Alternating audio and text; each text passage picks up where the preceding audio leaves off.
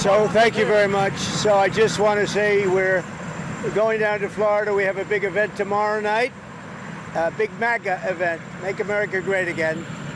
And it's setting records, and otherwise I'd rather be right now at the White House.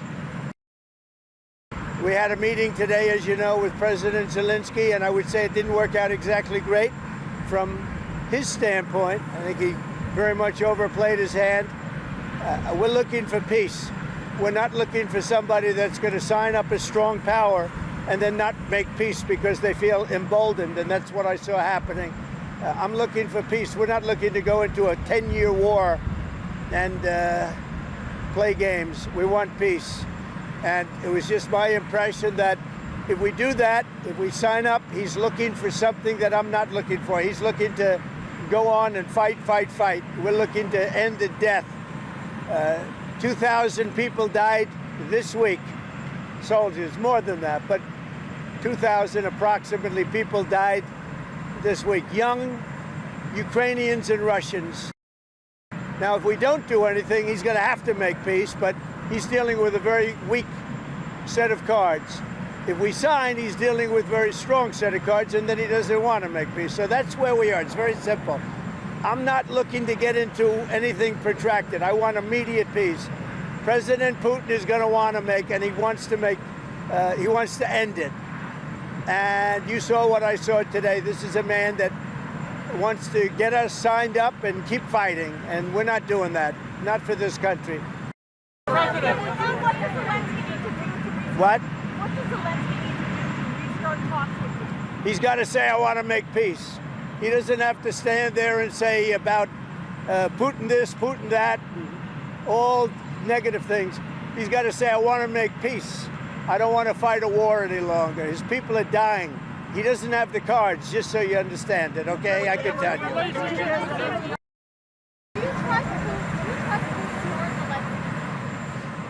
Look, I don't trust or distrust anybody. I just want to get a deal done. And if the deal happens, good.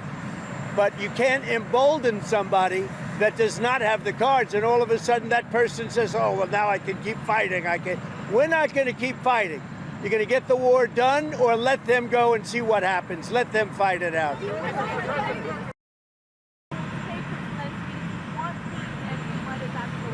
Well, he says he wants it now. He wants to come back right now, but I can't do that. I can't. They should have an immediate ceasefire. That was the other thing he didn't want to do about ceasefire. A ceasefire could take place immediately. A contract, if you want to end the war, you sign up an agreement. That's going to take a period of time. It takes time. I want it to end immediately. And I think if you had a ceasefire, it would be a ceasefire, a real one, that would end it. But he doesn't want to do that. That's fine. Do a better deal. I want it to end immediately. I want a ceasefire now. He says, oh, I don't want a ceasefire. Well, all of a sudden, he's a big shot because he has the U.S. on his side. Either we're going to end it or let him fight it out. And if he fights it out, it's not going to be pretty. Because without us, he doesn't win, let me tell you.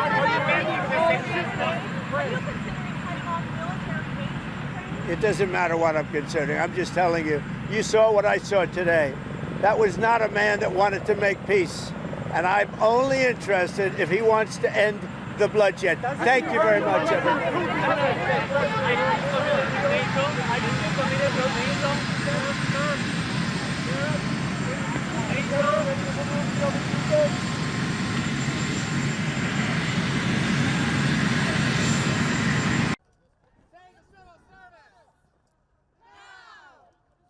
We cannot go backwards. Do you know how many? We've had another veteran that committed suicide at the VA in Ann Arbor. There are people that deserve to get the help they need, and we need to be there to provide it for them, not cut the services that they are getting. Thank you for speaking up for our veterans. Yes! Again, this is not just, this is healthcare. This is, again, so cruel at how they're doing it.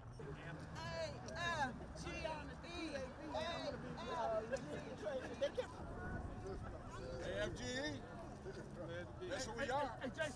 People really don't notice us when the Social Security check is arriving on time. Right. People don't notice us when all the veterans immigrants' claims are being processed and they are processed correctly.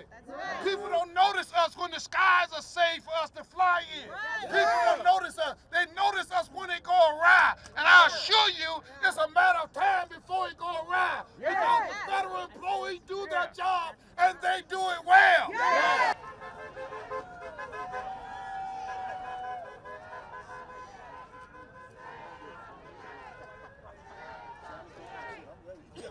I think it was political expediency, and they found an easy way to terminate people, and that was by doing it to people that were probationary employees, instead of actually doing a reduction in force where they'd have to give people possibly severances or continuation of pay or health care.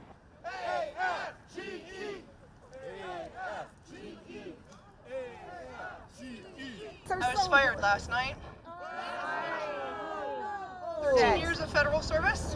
I was promoted last year. I'm disabled, so I was on a probationary period. I had the rug ripped out underneath me last night.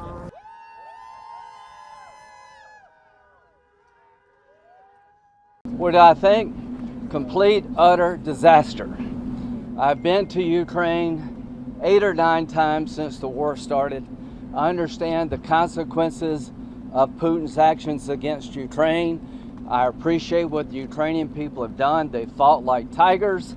At the end of the day, I was hoping that this minerals deal, which would be transformative in the relationship, would go over well.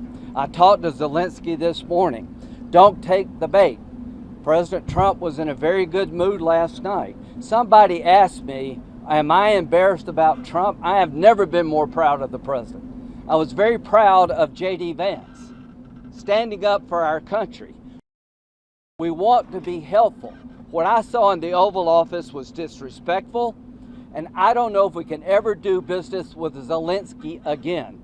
I think most Americans saw a guy that they would not want to go in business with. The way he handled the meeting, the way he confronted the president was just over the top.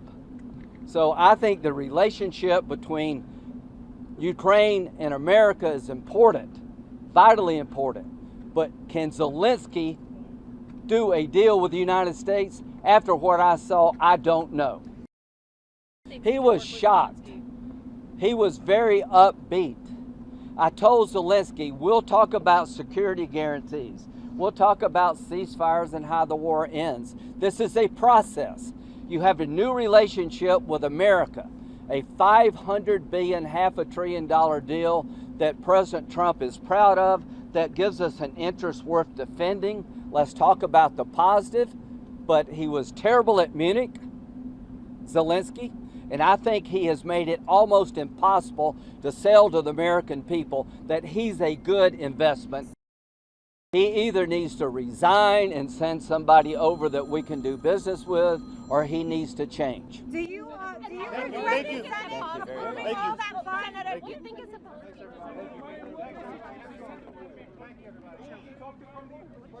Very thankful to Americans for all your support. You did a lot. I'm thankful to President Trump and to Congress bipartisan support. And I was always very thankful from all our people. You helped us a lot from the very beginning during 3 years of full-scale invasion. You helped us to survive.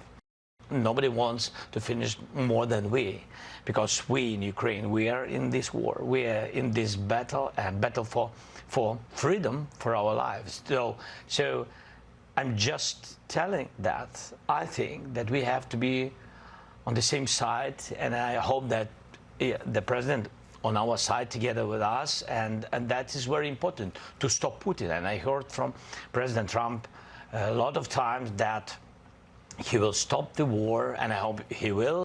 And I respect American people, and if I don't know if I think that we have to be very open and very honest, and I'm not sure that we did something bad. I think maybe sometimes some things we have to discuss out of media, with all respect to democracy and to a free media. But there are things that where we have to understand the position of Ukraine and Ukrainians. you know, just a ceasefire without security guarantees. This is so sensitive for our people.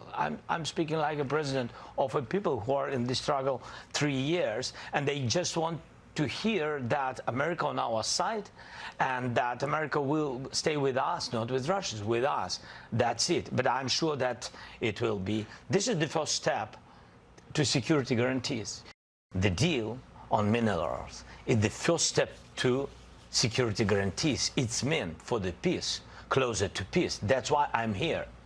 And we have tough situation. To understand it is to be in Ukraine.